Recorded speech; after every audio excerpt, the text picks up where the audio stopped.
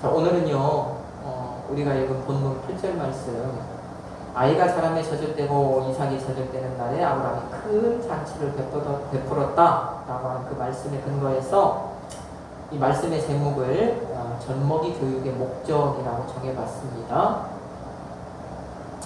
우리나라에서 아이가 태어나면 태어난 지 1년이 되는 그때 돌잔치를 하지요. 돌잔치. 왜 돌잔치를 합니까? 원래는 안 죽고 잘 살아서 기쁘다 그거였죠.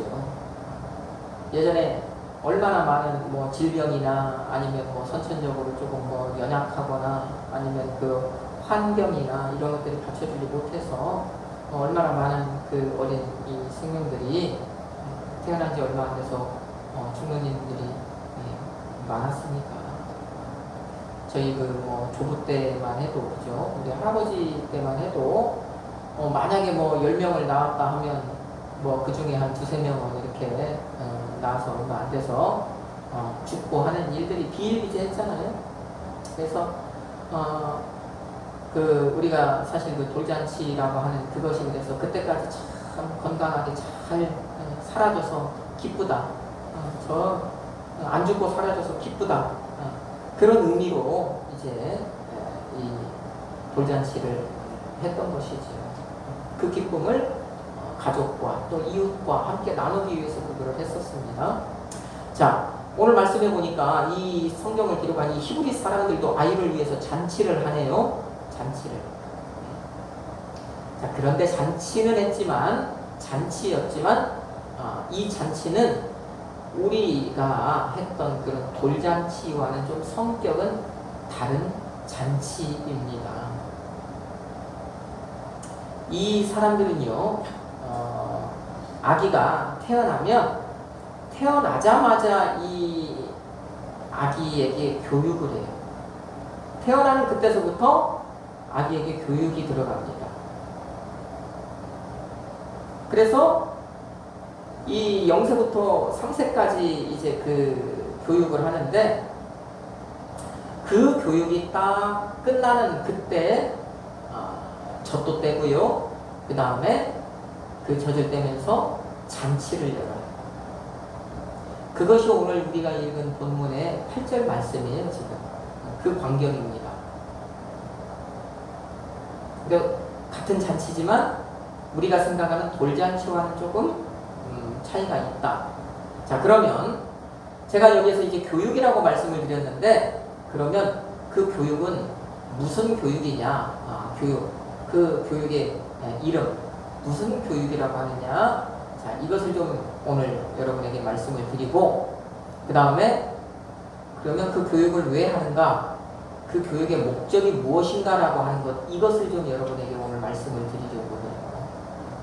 이것은 오늘날 우리에게도 동일하게 적용이 되는 문제거든요. 그러니까 우리는 그 히브리 사람, 당시 히브리 사람은 오늘날 유대인이 아니기 때문에 이렇게 태어나면서부터 젖먹이 교육은 받지 못했지만 우리에게도 그 교육의 목적은 동일하게 적용이 되는 거기 때문에 우리도 이 교육을 통해서 우리가 어떤 신앙인의 마음으로 어떤 마음으로 이 세상을 살아가야 하는가 이것을 지금 오늘 이 교육을 통해서 우리가 좀 살펴보고 또 알아가고 말씀대로 우리가 또 살아내보자 하는 그런 의미로 오늘 이제 여러분에게 말씀을 좀 드리려고 합니다. 하나님께서요 우리 지난 시간 살펴봤잖아요. 이미 말씀하신 대로 그죠? 그 말씀대로 말씀하신 대로 이제 사라가 아기를 갖게 하고 그 사라가 이제 아들을 낳게 하십니다. 자, 사라가 아들을 낳았을 때 아브라함이요 하나님이 이미 말씀하신 대로 그 아들의 이름을 이삭이다 이렇게 이름을 짓습니다. 자, 그리고 그 아이를요 이제 애지중지 정말 금이야 오기야 정말 온 사랑을 다 쏟아서 온 정성을 다 쏟으면서 그렇게 젖을 먹여서 잘 키우지요. 잘 키웁니다. 그리고 어느 날 우리가 알 수 없는 그 어느 날 그 젖을 떼는 그 날에 이제 잔치를 벌여요. 젖을 뗐다 하면서 잔치를 벌여요. 그것을 제가 오늘 본문 8절 말씀이라고 말씀을 드렸습니다. 그 풍경이에요. 지금 8절 말씀이 그 풍경. 다시 한번 그 말씀을 한번 읽어볼까요? 아이가 자라매 젖을 때고 이삭이 젖을 때는 날에 아브라함이 큰 잔치를 베풀었더라. 아멘. 여러분 5절 말씀해 보니까요, 아브라함이요 그 아들 이삭을 얻었을 때 나이가 몇 살이냐? 100세였어요. 100살. 아브라함이 100살에 이삭을 얻었구나. 자, 그 100세에 얻은 아들이 이제 어느 날 젖을 때는 날이 되었는데, 그 젖을 때는 날 아브라함이 진요 큰 잔치를 베푸는 거예요. 그런데 여기에 보니까 몇 살에 젖을 뗐다라고 하는 얘기가 나와요, 안 나와요? 이삭이 몇 살에 젖을 뗐답니까? 안 나오죠. 그러니까 우리는 알 수 없어요. 이 몇 살? 몇 살에 젖을 떼었는가? 우리는 알 수가 없습니다. 그런데 성경을 기록한 이 히브리 사람들은 안다는 거예요. 그들은 알아요. 그들의 문화니까 알아요. 그러니까 나이를 굳이 적을 필요가 없는 거예요. 근데 우리는 모르니까 배워야 하는 거예요.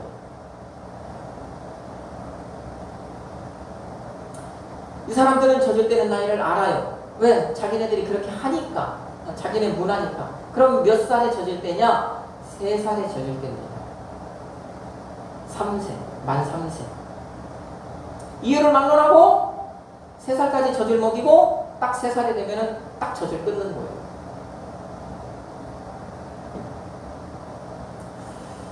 우리나라는요,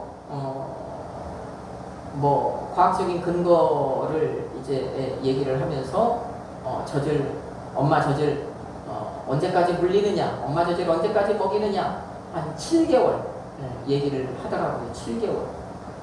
7개월까지는 엄마의 젖에 그 영양가가 풍부해서 그 젖을 먹고 그 아기가 잘 무럭무럭 잘 자랄 수가 있는데, 7개월이 지나면 영양가가 뚝 떨어져서 이제 아기에게 별로 좋은 영향을 주지 못한다.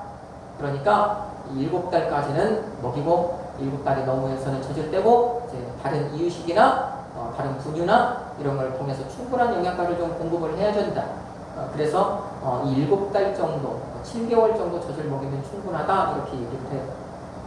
자, 그러면 그 성경의 땅에 살고 있는 그 히브리 사람들은요 3년 동안 그러면 막 젖의 영양가가 이렇게 막 풍부해서 3년 동안 젖을 먹을까요?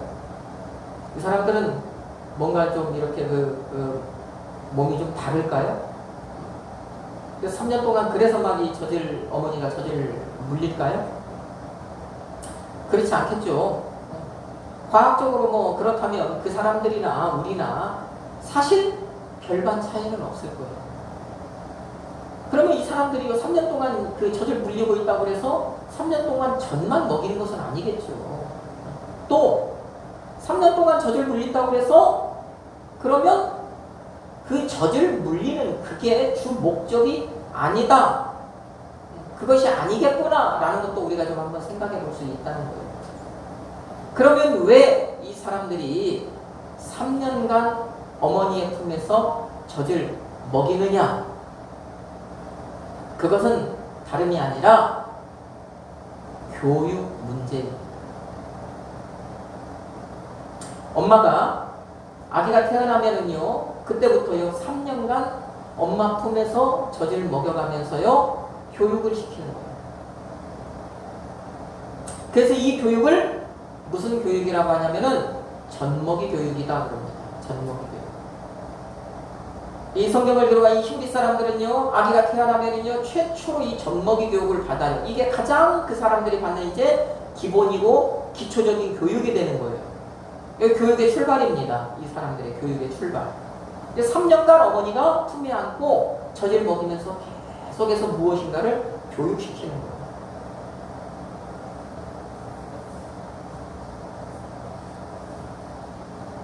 자, 그러면 제가 이제 말씀을 드렸습니다. 자, 이 사람들은 몇 살에 젖을 뗀다고요? 3살에. 그 다음에 3살까지 젖을 먹이는 이유는 무엇 때문이라고요? 교육 때문이다. 자, 우리 이거 이제 알게 되었습니다. 연습 문제를 좀 한번 해봅시다. 우리 연습 문제 한번 풀어봅시다. 사무엘상 1장. 우리 성경 한번 찾아봐요. 연습 문제. 사무엘상 1장 22절에서 24절까지의 말씀입니다. 성경 사무엘상 1장 22절에서 24절까지의 말씀.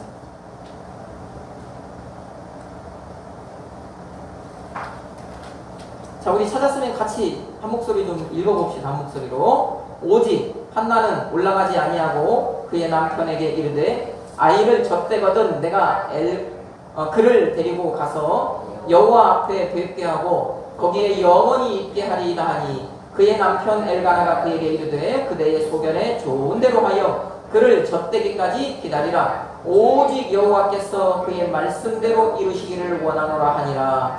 이에 그 여자가 그의 아들을 양육하며 그가 젖대기까지 기다리다가 젖을 땐 후에 그를 데리고 올라갈새 숫소 3마리와 밀가루 한 에바와 포도주 한 가죽 부대를 가지고 실로 여호와의 집에 나아갔는데 아이가 어리더라. 아멘.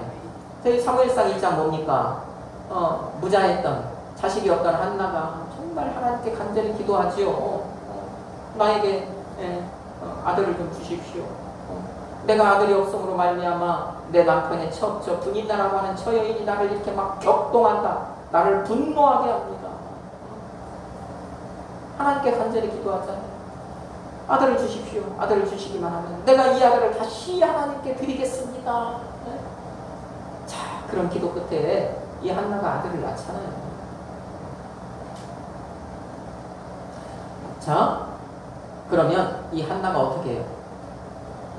하나님께서 나에게 아들을 주시기만 하면 내가 그 아들을 다시 하나님께 드리겠습니다라고 했지만 아들을 보니까 그 아들을 보는 순간 아들이 너무 좋아서 너무 사랑스러워서 그 아들이 너무 잘나서 아니야, 그럴 수 없어. 내가 이 아들을 내가 내 품에 꼭 안고 키워야 되겠어. 그 마음을 먹습니까? 아니에요. 한나가 그 아들을 하나님께 드려요. 서원한 대로 드립니다. 그런데 언제 드려요? 언제 드려요? 여러분 읽은 말씀 거기 사무엘상 1장 22절로 24절 말씀에 보니까 언제요? 젖을 땐 후에. 거기 계속 보면 젖을 때무 젖을 때무 젖을 때무가 나오잖아요. 이 연습 문제라고 그랬어요 제가. 그러면 나이로는 몇 살? 3살이에요. 제일로 24절 끝에 보니까 아이가 어리더라 그러잖아요. 그러니까 나중에 가서 보면 그 사무엘을 위해서 에봇을 그 어린 아이의 에봇을 따로 만들지 않습니까? 그럼 나이로는 3살이구나. 그 다음에 젖을 뗐다라고 하는 말에서 그 다음에 또 우리가 알게 되는 것이 뭐예요? 젖을 뗐다라고 하는 것은 이 아이가 어머니의 젖먹이 교육을 어떻게 했다? 마쳤다. 끝냈구나. 다시 말하면 이거예요. 한나가요, 그 아들을요, 하나님께 드릴 때에 그 아들이 태어나자마자 받아야 하는 가장 기본적이고 기초적인 교육인 그 젖먹이 교육을 완전하게 딱 마친 후에 그 다음에 하나님께 드렸다는 얘기잖아요. 자, 우리가 여기서 이제 이것을 하나 알고 가는 거예요. 그러면 우리가 이제 성경을 보면서 후에라도 아이가 젖을 뗐다라고 하는 그런 말이 나면 이 아이가 3살이 되었구나라는 것을 알게 되는 것이고, 그 다음에 또 하나 이 아이가 이제 젖먹이 교육을 마쳤구나라는 것을 이제 우리는 알게 되겠죠. 그것이 기억나겠죠. 자, 이처럼 이 젖먹이 교육이 이제 이렇게 이루어지는데 그 젖먹이 교육에는요 전적으로 이제 어머니가 그 젖먹이 교육을 주도합니다. 전담합니다. 이 젖먹이 교육은 어머니를 통해서 이루어져요. 이 얘기는 뭐냐? 그 성경시대 히브리 사람들은 태어나서 가장 먼저 누구의 영향을 받는다? 어머니의 영향을 받는다. 아주 이 어머니의 지대한 영향을 받는다는 겁니다. 그래서 어떤 어머니에게서 태어나느냐, 그죠? 어떤 어머니를 만나느냐에 따라서요 그 자녀의 인생이 완전히 달라져 버리는 거예요. 인생이 좌우되는 거예요. 그것을 잘 알 수 있는 예가요 야곱의 4 여자들이죠. 거기에서요 그것들이 잘 나타나요. 야곱의 네 아내잖아요. 네 아내. 레아와 라헬. 그 다음에 비라와 실바와 비라. 두 명은 아내였고 두 명은 여종이었지만 자기 아내들이 그 여종을 남편에게 주었기 때문에 그 여종조차도 이제 야곱의 아내가 되었잖아요. 자, 그런데 이 야곱의 네 명의 여자들 가운데에 이 라헬이라고 하는 이 여자는요, 요셉이라고 하는 아들을 낳았을 때 이 젖먹이 교육을 참 잘했습니다. 제대로 했어요. 완전하게 했어요. 그런데 다른 세 여자, 이 라헬의 언니나 그 다음에 그 언니의 여종이나 자기의 여종이나 나머지 세 여자는요, 이 젖먹이 교육을 제대로 안 했어요. 이 젖먹이 교육을 소홀했어요. 젖먹이 교육의 중요성을 몰랐어요. 그래서 그의 아들들은요, 젖먹이 교육을 제대로 받지 못했어요. 자, 그것이 어디에서 나타나느냐면요, 이 아들들이 젖먹이 교육을 제대로 받았냐 못 받았느냐, 이 아들이 어떻게 커났느냐 이걸 보면 알 수 있는 거잖아요. 그 아들이 거의 창세기 34장에 나타나잖아요. 그 언니 레아나 그 여종에게서 태어난 아들이나, 그죠? 그 34장에 보면은 저 세겜 땅 그 세겜성에 들어가서 이 아들들이요 그 벌인 일들을 보면 잔혹한 일들을 벌이잖아요. 아주 잔인한 일들을 벌이지 않습니까? 창세기 37장에서도 보면 그래요. 창세기 37장에서 보면 야곱의 다른 아들들 다 하나님이 보시기에 악한 아들이라고 그러잖아요. 37장에 보면. 근데 요셉만이 창세기 37장에 보면 요셉만이 하나님이 보시기에 좋은 삶을 살고 있었다. 이렇게 얘기하지 않습니까? 이 얘기는 뭡니까? 그 아들들이 처음 태어났을 때 받았던 이 젖먹이 교육에 따라서 이 아들들의 어떤 그 삶이 이렇게 극명하게 갈렸다라는 겁니다. 이게 바로 어떤 어머니를 만나느냐에 따라서요, 이 자녀의 삶이, 인생이 이렇게 달라진다라고 하는 것이죠. 어떤 어머니를 만나느냐? 모세가 그랬잖아요. 모세가. 여러분, 모세가 태어날 때 당시 그 정말 이 히브리 민족이 이 민족 앞에 닥친 상황이 어땠습니까? 암울했잖아요. 이 히브리 사람들이요, 이 얼마나요, 그 생명력이 좋은지. 예?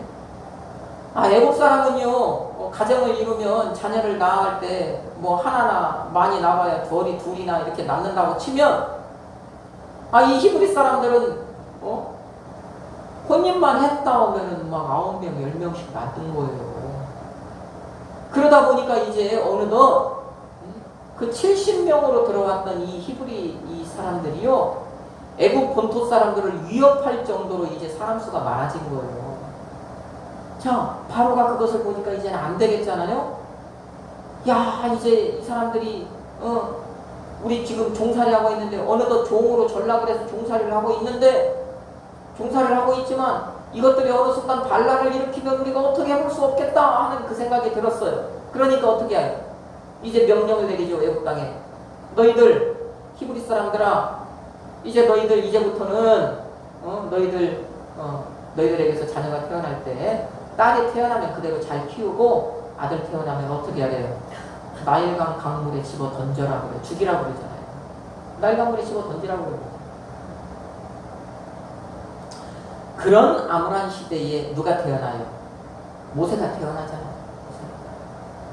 모세의 어머니가요, 그 아들 태어났을 때 정말 이렇게 잘생긴 거, 아름답게 생긴 거, 이것을 보고요, 그 아들을요, 차마 버리지 못하고요, 꽁꽁 숨겨놓고 이제 기릅니다. 양육을 해요. 그런데 그것도 몇 달이죠.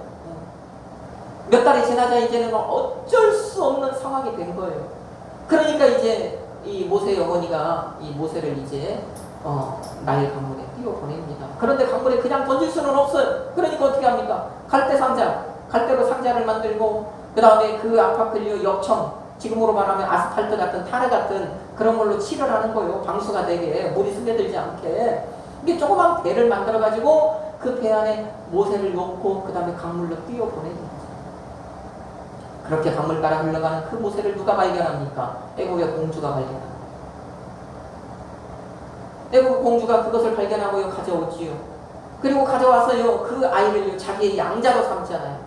그런데 자기가 보니까 이 사람은 히브리 사람이란 말이에요. 그러니까 자기가 어떻게 이 뭐 젖을 먹이고 이렇게 뭐 할 수 없어요. 참 그런 잠깐의 어떤, 그러면 이 아이를 어떻게 할까 하는 그 순간에 모세의 누나 미리암이 숲을 속에 숨어서, 갈대 속에 숨어서 그것을 보고 있다가 짠 하고 나타나서 이만저만 이렇게 해갖고 내가 그러면은 지금 젖 먹이는 아줌마가 있는데 하나 붙여줄까요? 그러잖아요. 그래가지고 모세를요 다시 자기 어머니한테 데리고 가요. 모세의 누나가. 그래서 성경에 자기 아들을 키우면서 자기 아들 젖 먹이면서 월급 받고 젖 먹인 엄마는 모세 엄마밖에 없다니까요. 그것도 바로 공주에게. 이제 이 모세는요 바로 공주의 양자가 된 거거든요 지금. 자, 그래서 이 젖먹이 교육이 끝나면, 젖을 먹이는 기간이 끝나면 이 사람은 히브리 사람의 아이라고 그 공주가 얘기했잖아요. 그러니까 히브리 사람의 관례대로 이제 이 아이가 자란다고요. 키운다고요. 젖을 먹인다고요. 그러면 몇 년간? 3년간. 그 3년 동안 바로의 어머니가, 그 모세의 어머니가 모세에게 뭘 했겠냐고요. 젖먹이 교육을 한 거예요. 3년간 교육을 한 겁니다. 그리고 그 3년 젖먹이 교육이 끝난 다음에 이제 모세는요 바로의 궁으로 들어가서 그 공주의 아들로서, 양자로서 이제 궁에서 왕자로 살아가잖아요. 왕자.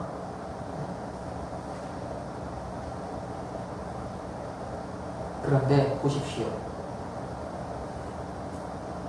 그렇게 어렸을 때부터 이제 그 애국 땅의 왕자로 살아갔던 그 모세였으니까 어찌 보면은 그 민족의 정체성을 잃고 무엇을 잃고 다 잃고 이제 애국 사람화가 되었을 수도 있습니다.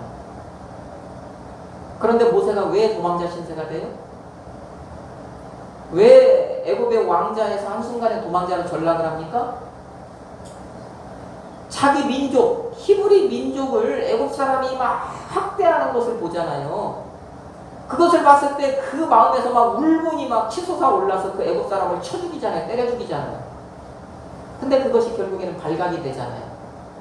그러니까 그걸로 인해서 도망가는 것 아닙니까? 왜 자기 민족을 돌볼 마음이 왜 생겼겠냐고요. 그런 마음이 왜 그의 안에 자리 잡고 있었겠냐고요. 무엇의 영향이겠냐고요. 어머니의 젖먹이 교육의 영향이 나온 거예요. 이게.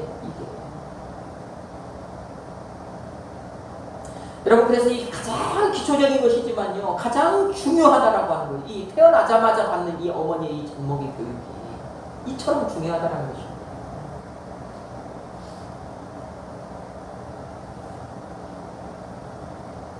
라헬이요, 요셉을 잘 젖먹이 교육을 잘해서 키웠던 그 라헬이 죽어가면서 두 번째 아들을 낳죠. 그 아들이 뭡니까? 우리가 잘 알고 있는 베냐민 아들 아닙니까? 베냐민. 그런데 이 베냐민이라고 하는 이름은요, 야곱이 지어준 이름입니다. 라헬이 이 베냐민을 낳을 때 죽어가면서 낳았어요. 낳자마자 이제 그 아들을 보면서 죽었단 말이에요. 그런데 이 라헬이요, 그 아들을 낳고 마지막 숨을 거두면서 이 아들의 이름을 지은 그 이름은 다른 이름이었어요. 그 이름이 뭐냐? 베노니라고 하는 이름. 베노니. 그것이요, 저 창세기 35장 17절입니까? 18절입니까? 거기 보면 나오잖아요. 베노니 하면서 죽었단 말이에요. 라헬이 왜 그 아들을 낳고 왜 그 아들의 이름을 베논이라고 했을까? 이 베논이라고 하는 이름의 뜻은 뭐냐면 슬픔의 아들이라는 뜻입니다. 다른 말로 하면 불행의 아들이라는 뜻입니다. 여러분, 왜 이 아들이 슬픔의 아들이고 왜 이 아들이 불행의 아들이겠어요? 라헬이 그 아들을 보면서 죽어가는 그 순간에 자기가 슬프다는 거예요. 뭐 때문에 슬프겠습니까? 이 젖먹이 교육의 관점에서 한번 생각해 보십시오. 왜 슬프냐고요? 내가 이 아들을 젖먹이 교육을 해서 길러야 하는데, 내 품에 안고 요셉처럼 저희 형처럼 제대로 된 젖먹이 교육을 좀 시켜야 하는데, 나는 지금 죽어가는데 내 언니가 됐든지 누가 됐든지 이제 내가 없으면 내 언니가 이제 이 아들을 이 교육을 시킬 텐데, 그 언니가 젖먹이 교육을 제대로 했습니까? 못했잖아요. 아니었잖아요. 형편없었잖아요. 그러니 그 젖먹이 교육이 제대로 되지 않아서 이 아들이 이제 어떤 방향으로 자라갈지가, 그것이 이제 생각이 나니까, 그것이 보여지니까 그것이 슬픈 거예요. 그러니 네가 태어날 때 왜 내가 죽어서 너에게 정말 이 가장 중요한 이 교육을 좀 제대로 시켜주지 못하고 내가 이렇게 죽느냐. 그러니 내가 참으로 슬프다. 그래서 되노니 하고 죽은 거예요. 너는 슬픔의 아들이다. 그 다음에 불행한 아들이라고 그랬잖아요. 불행한 아들. 또 다른 이름, 불행한 아들. 여러분, 이 불행한 아들이라고 하는 거는 이 베냐민의 입장에서 불행한 아들인 것이지요. 왜? 제대로 된 젖먹이 교육을 못 받잖아요. 다시 말하면 그것이 가장 그의 인생에서 큰 불행이 되잖아요. 인생의 기초가 제대로 다져져야 되는데, 인생의 기초가 좀 탄탄하게 다져져야 되는데 그게 안 되는 거잖아요. 제대로 된 젖먹이 교육을 받을 기회를 엄마가 죽어버리니까 완전히 이제 잃어버리는 거잖아요. 그러니까 이 아들은 불행한 아들인 거예요.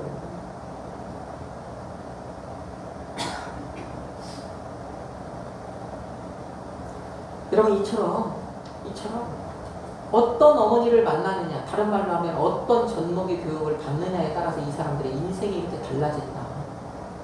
그래서 이 사람들은 이렇게 젖먹이 교육을 굉장히 이렇게 크게 생각하고 비중 있게 생각한다. 중요하게 생각한다. 자, 이 3년간의 이 젖먹이 교육을 하는데 마지막 핵심, 이 하이라이트가 있어요. 자, 그것이 이제 마지막에 나타납니다. 이 젖먹이 교육 끝.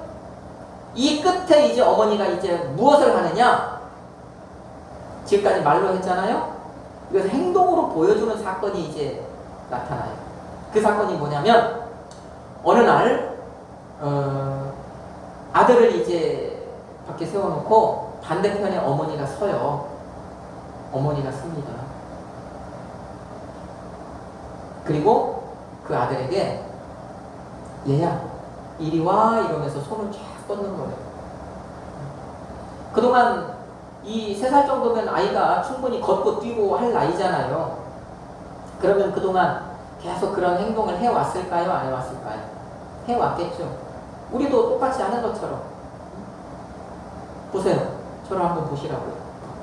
아들을 저만큼 세워놓고 오늘 본문 이삭이니까 이삭아 이리 와 하고 이렇게 팔을 쭉 벌려.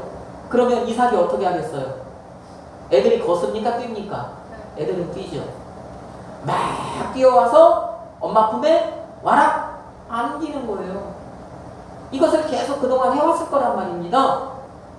자, 어느 날 엄마가 똑같이 평소와 똑같이 아들 이삭이 저만큼 있는데 이삭아 하고 부르면서 이리 와 하면서 팔을 쫙 벌려요. 평소와 똑같이 이삭이 막 다른방질을 해가지고 어머니 품에 팍 안깁니다. 그 순간 어머니가 어떻게 하느냐? 몸을 살짝 옆으로 틀어버려요. 자, 그러면 이삭은 어떻게 될까요? 땅바닥에 나뒹구는 거예요. 땅바닥에 절투덕 하고서 코를 막는 거예요. 코를 깨고 이마를 깨고 뭐 무릎팍이 까지든지 그런 일들이 나타나겠죠. 여러분, 그러면 지금까지 한 번도 없었던 이런 일이 지금 이삭에게 나타났잖아요. 아들에게 나타났잖아요. 그의 마음이 어떨까요? 그의 마음이 어떨까요? 굉장히 혼란하겠죠. 이게 뭔 일인가? 우리 엄마가 왜 그러지? 마음속에 굉장히 혼란할 거예요. 우리 엄마가 나에게 왜 이렇게 하지? 우리말로 세상에 믿을 사람? 에이씨, 하나도 없네? 그런 마음이 들까요, 안 들까요?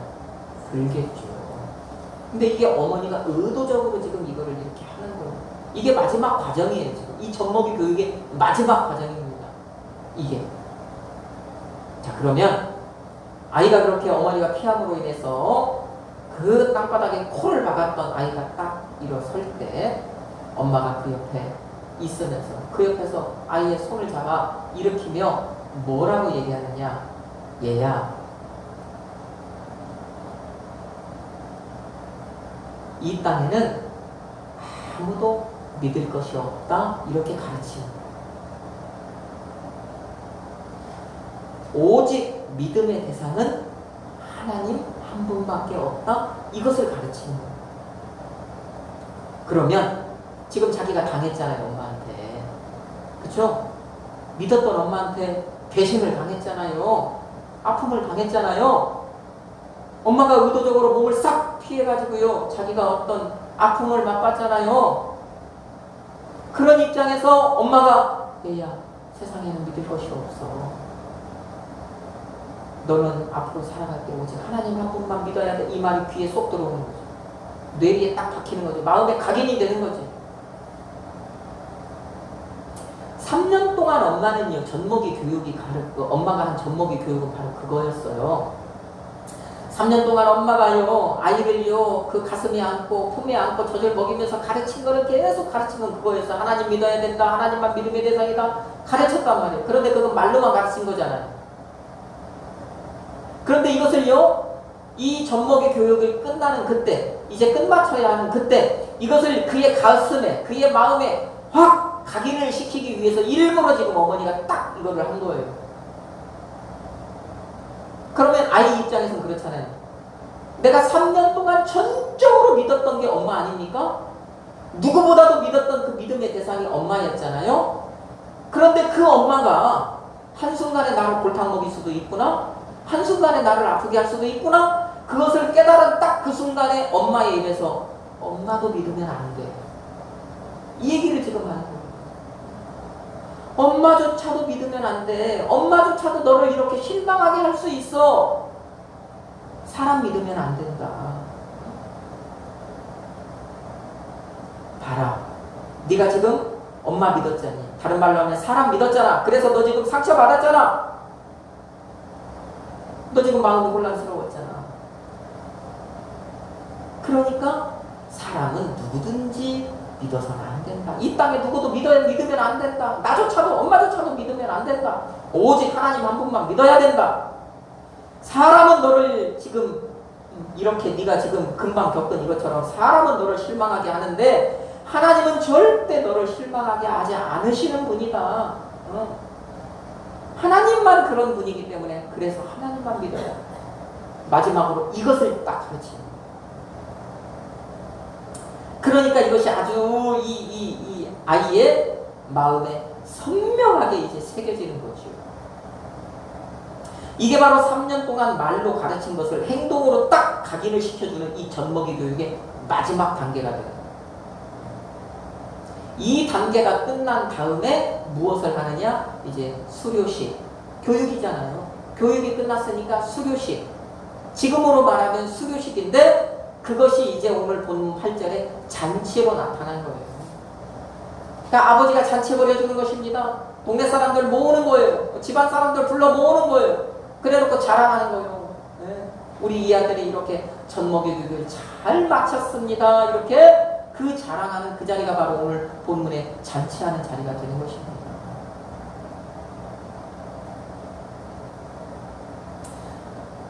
여러분, 오늘 우리는요, 이 지금 히브리 사람들의 이 젖먹이 교육을 보면서 그 교육의 목적이 무엇인가 살펴봤습니까? 살펴보지 않았습니까? 살펴봤죠. 이 젖먹이 교육의 목적이 뭡니까? 목적은 단 하나예요. 평생에 아들아, 얘야, 딸아, 너의 평생의 삶을 살아갈 때에 하나님만을 믿음의 대상으로 삼고 살아야 한다. 이것이 바로 이 젖먹이 교육의 유일한 목적이라는 거예요. 자, 오늘 우리는 그것을 알게 된 거예요. 그러면 오늘 우리가 이렇게 주일에 또 수요일에 교회에 나와서 예배를 드리는 이것을 뭐라고 볼 수 있을까요? 오늘 본문 말씀에 근거하면 우리가 이렇게 예배 드리는 것을 하나님을 찬양하고 하나님을 기뻐하고 하나님께 영광 돌리고 하는 것도 분명히 맞지만 오늘 말씀에 근거하면 우리가 드리는 이 예배, 우리는 이 예배를 통하여서 뭘 하느냐? 교육받는 거예요. 우리는 교육받는 겁니다. 그렇죠? 이 예배가 하나의 교육인 거예요. 성경 말씀으로 우리는 교육받고 있는 것입니다. 그러면 이 예배를 통하여서 다시 말하면 이 교육을 통해서 우리가 깨달았고 알고 배우고 마음에 깊이 새겨야 하는 것 이것이 무엇이겠습니까? 무엇이겠냐고요? 오늘 본문 말씀에서 젖먹이 교육을 통하여서 그 했던 그거 젖먹이 교육의 유일한 목적 그거라는 거예요. 여러분 우리가 이 예배를 통하여서 우리가 이 교육을 통하여서요 계속해서 알아가고 깨닫고 마음에 새기고 계속해서 새겨야 하는 것 무엇이냐? 사람 믿지 말고 하나님 믿자는 거예요. 사람은 누구라도 나를 아프게 할 수 있다. 사람은 누구라도 나에게서 등 돌릴 수 있다. 사람은요 내 부모라도 내 형제라도 내 가족이라도 내 남편이라도 내 아내라도 누구라도 나에게 비수를 꽂을 수 있는 존재다. 그런데 하나님은 그렇지 않다. 우리 20장 21장에서 보는 신실하신 하나님 말씀대로 이루시는 하나님 말씀하신 대로 다 이루시는 그 신실하신 하나님은 절대로 그러신 분이 아니다. 그런 분이 아니다.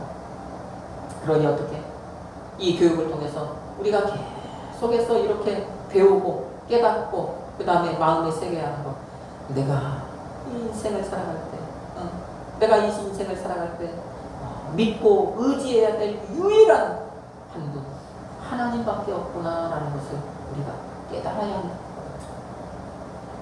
이것이요 그 사람들의 젖먹이 교육의 목적이고 오늘날 우리가 예배를 드리면서 우리 마음에 새겨야 하는 이 하나의 목적이라고 이것이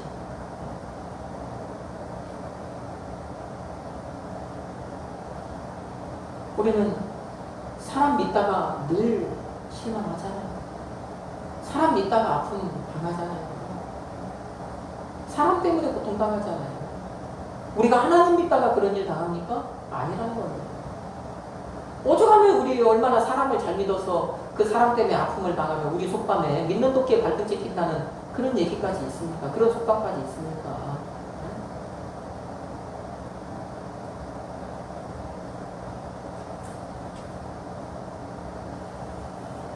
여러분 성경 말씀에도 보면 저 예레미야서 17장 말씀에도 보면은요 하나님께서 직접 하신 말씀이에요. 사람을 믿는 사람은 그 인생이 참 팍팍할 것이래요. 사막에 심겨진 사막에 떼굴떼굴 굴러다니는 그 가시덤불 같을 것이래요. 건조한 땅, 건건한 땅, 소금 땅이라는 얘기거든요. 건건한 땅. 그 짭짤해서 무엇이 잘 자라요? 못 자라요? 소금 땅에서 무엇이 자라겠습니까? 삶이 고통스러운 거예요. 팍팍한 거예요. 여러분 나중에 한번 성경 찾아보십시오. 예레미야서 저 17장 5절에서 8절까지의 말씀이니까 거기에 보면 그래요. 하나님이 직접 말씀하셔요. 사람 믿는 사람은 삶이 그렇게 뻑뻑할 거래요. 힘들 거래요. 그런데 하나님을 믿고 하나님을 믿는 자, 하나님을 의지하는 자, 하나님을 의뢰하는 자 그 사람은요 복된 삶을 살 거래요. 그 사람은요 물가에 심겨진 나무와 같을 것이랍니다. 그럼 말 다 했잖아요.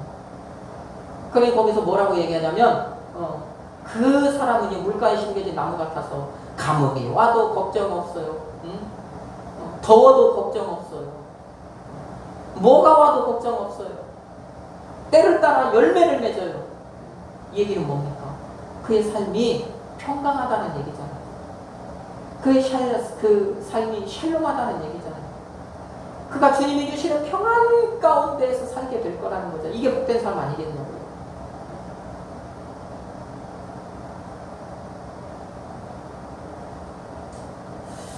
우리 사랑하는 성도 여러분, 저는 오늘 우리가 있는 말씀 가운데에서 이 젖먹이 교육이라고 하는 것과 그 다음에 이 젖먹이 교육의 목적이 무엇인가라는 것을 여러분에게 말씀을 드렸습니다.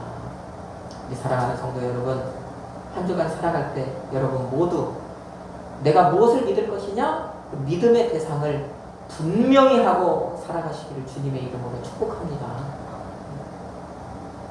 사람을 믿음의 대상으로 여기지 말고 오직 하나님만을 믿음의 대상으로 삼고 살아가기를 주님의 이름으로 축복합니다. 그래서 여러분 모두 신실하신 아버지 하나님께서 여러분에게 주시는 정말 그 평안한 가운데서 샬롬 가운데에서 한 주간의 삶을 살아가게 되기를 예수님의 이름으로 축복합니다. 아멘.